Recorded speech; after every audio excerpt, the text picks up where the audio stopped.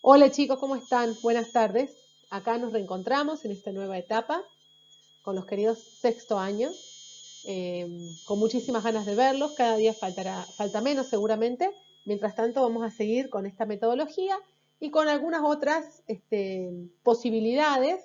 En las próximas semanas les vamos a ir contando a través de reuniones por mí. Eso ya lo dejaremos para más adelante.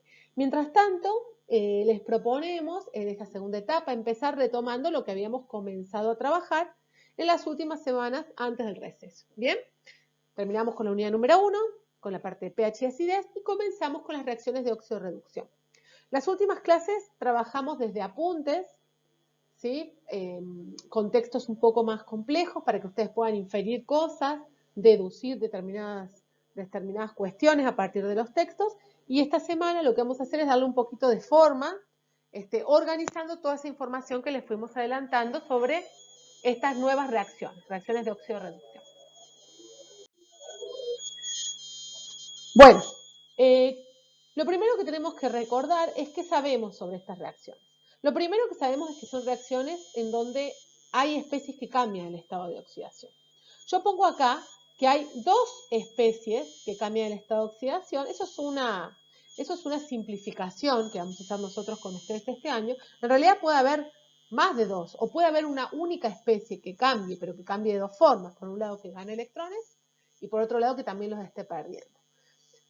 ¿Por qué destacamos esto? Destacamos esto porque para que ocurra una redox necesariamente tienen que haber cambios de estados de oxidación. Cambios, no un único cambio, cambios.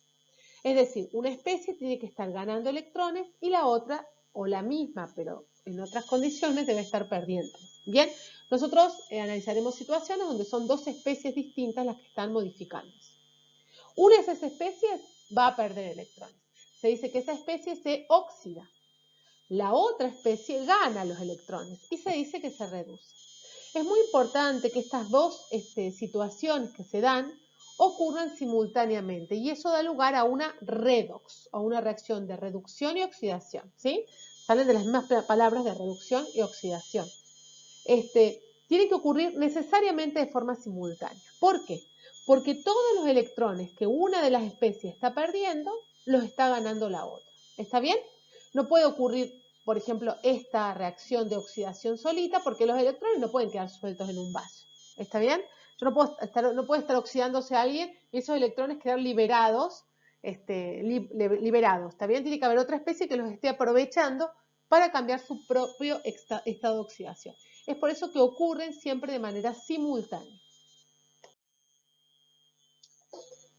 Lo más importante para poder resolver y trabajar con este tipo de reacciones es deducir el estado de oxidación de los elementos, ¿está? Durante la reacción. Si yo no puedo deducir el estado de oxidación de los elementos, difícilmente me podré dar cuenta si estos están cambiando y muchísimo menos podré deducir si están ganando o perdiendo electrones las especies. Para conocer los estados de oxidación de los elementos hay muchas reglas, ¿está bien? Muchas reglas y también hay un poco de viveza y de astucia de su parte. Pero hay algunas reglas generales que ya les presentamos y acá se las vamos a resumir. La primera es, por ejemplo, decir que el número de oxidación de todo elemento libre o en caso de ser moléculas diatómicas es siempre cero. Y acá les pongo unos elementos. Acá tiene el aluminio aparece en la tabla periódica, ese es un elemento libre, ¿está bien? Es un elemento que está solo, no está formando parte de una molécula. Acá hay una molécula, pero es diatómica, son dos cloros, ¿sí? Un cloro junto a otro cloro. En ese caso, cuando es en la misma especie asociada con otro átomo igual, también se considera que el estado de oxidación es cero.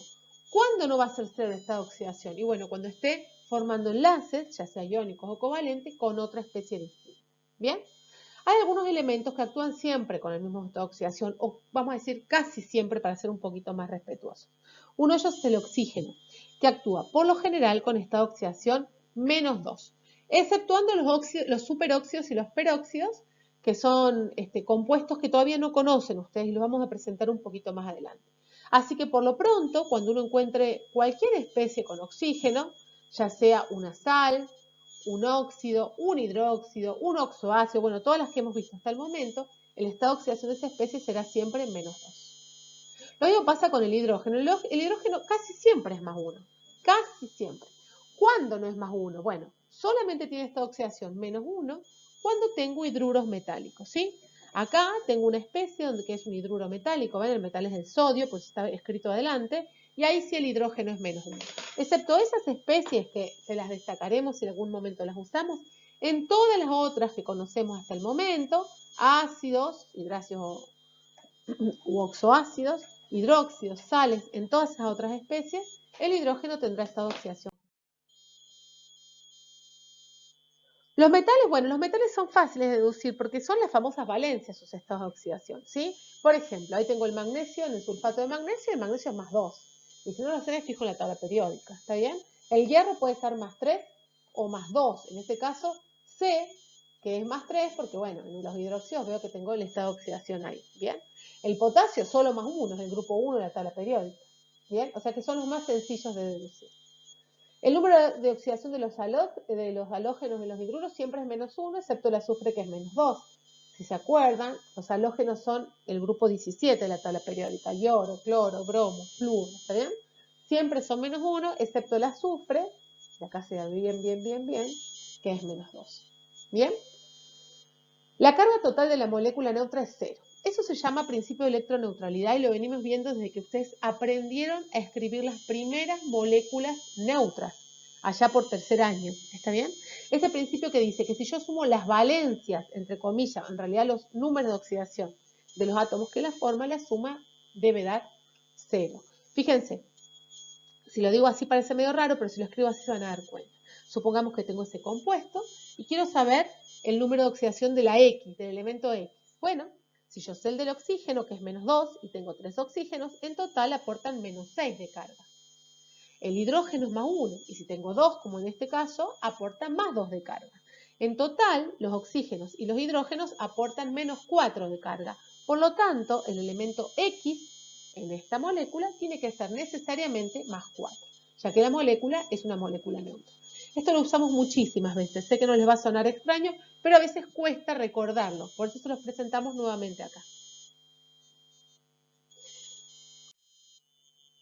Dice, ¿cómo usamos esta información en una reacción química? Y esto es lo más importante. Primero lo usamos para identificar si una reacción es redox o no lo es. Por ejemplo, fíjense esta reacción química. Es ácido sulfúrico con hidróxido de sodio para formar una sal más agua. Fíjense el sodio. Tanto antes como después de la flechita, es decir, en reactivos como en producto, es más 1. El sodio no puede tener otro estado de oxidación. El único que podría tener es el 0 si fuera sodio solito, pero en este caso está siempre formando parte de una molécula. Por lo tanto, el sodio no cambia el estado de oxidación.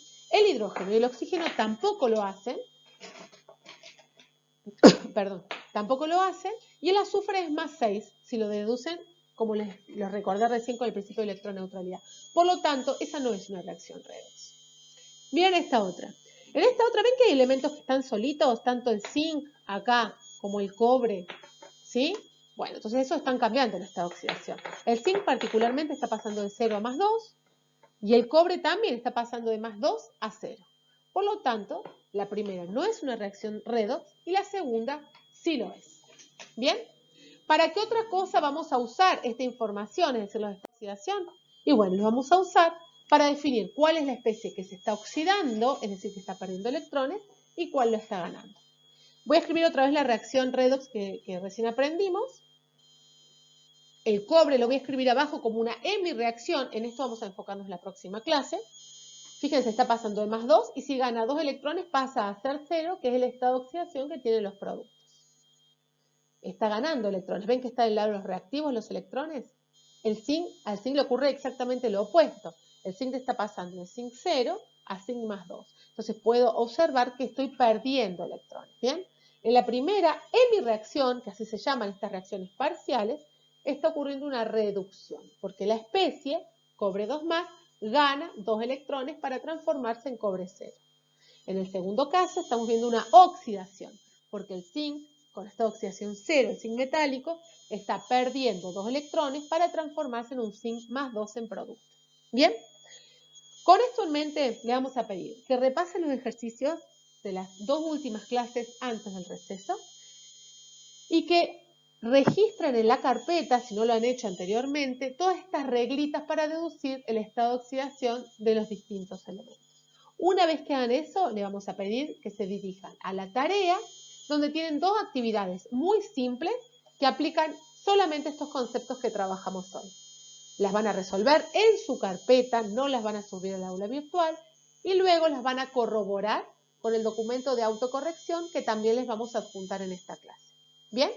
Es muy importante que si hay algo que no entienden, por más que tengan el resultado en la autocorrección, se comuniquen con nosotros y nos pregunten todo lo que necesiten por el espacio del foro, que recuerden que vamos a incentivar mucho su uso porque es una forma un poco más amena de trabajar juntos.